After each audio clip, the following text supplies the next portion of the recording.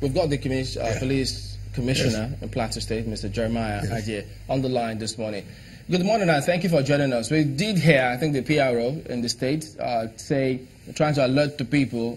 I think he was talking about the guerrilla tactics that they strike and move. Well, yes, much as that information is out there, a lot of people already know that. But what you don't know, and what we expect you to tell us is, what is the police doing to nip that in the bud as opposed to reacting when it happens? Thank you for this question. We are always prepared, and we are already deployed, but it is simply just that we are not able to cover all the far-flung villages. For instance, the one that happened 2 nights ago, the location is in a mountainous terrain at the boundary with Kaduna State. And sometimes when we have information that there is going to be a strike, as we mobilize in the night, it will end up not being that particular location, but another unsuspected or unsuspecting location entirely. So you say that happens sometimes. So now that you're already used to the fact that they try to distract the police, they lead you elsewhere and strike somewhere else, have you deployed a strategy or new strategy to ensure that that doesn't happen? And how are you involving the people in this? Well, we are not just depending on responding or reacting to these strikes. Moves are already on, as we have been doing. Even yesterday, we had a Security Council meeting. We're going to call the stakeholders together to see to it that peace returns. All these attacks are stopped. Well, actually, listening to your PRO while he was speaking, he suggested that they could use some help in terms of shoring up the capacity of the police in that area. Is that correct? I beg your pardon? Listening to your police, the public relations officer, while he spoke a while ago, he also spoke yesterday, it did appear as if the police in Plateau State could use some help. Are you overwhelmed? Of course, we work in synergy with the Operation Safe Haven task force that is here.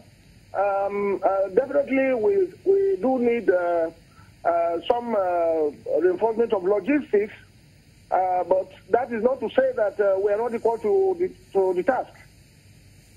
Okay, could you tell us about this report that talks about herders surrendering 30 guns? Who exactly are they? What kind of guns are we talking about here? Well, in most cases, what we have discovered is that they are armed with AK-47 rifles, automatic rifles.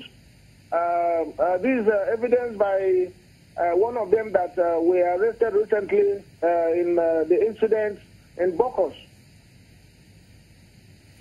How many do you have in your custody now, surrendering guns? We presently have 4 in our custody. In the whole of Plateau State, just 4?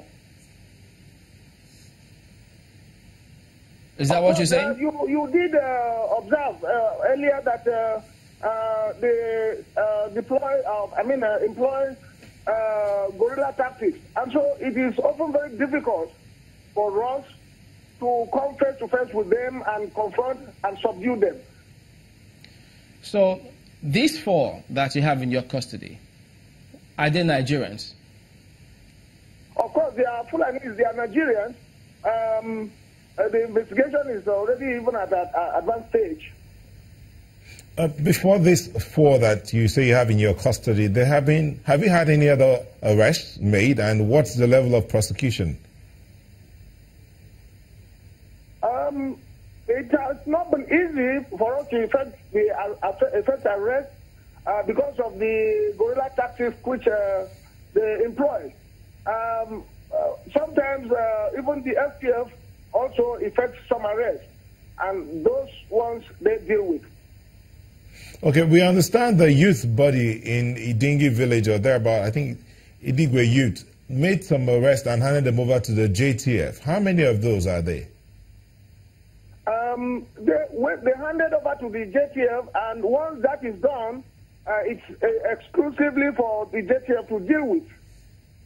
So you don't know, you don't have an idea how many they are. But let's go back to... That one can be cleared with the commander STF. It's not JTF, but STF. Okay. Let me ask you this, in terms of figures. The last incident that happened in Plateau State, we're reporting 25. What's the number of casualties? You are correct. The casualty number is 25 dead, 2 injured. Have you been able to establish in your investigations where they are getting their AK-47 rifles from? That one has been pretty difficult, but we are getting close to it. We are investigating to be able to establish the network. How have you progressed in this very path of investigation? Because it seems to be the only link that can really establish and bring these killings to an end, especially the guns.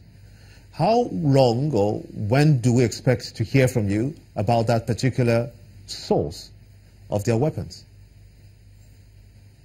Well, you see, this has to do with intelligence gathering, and it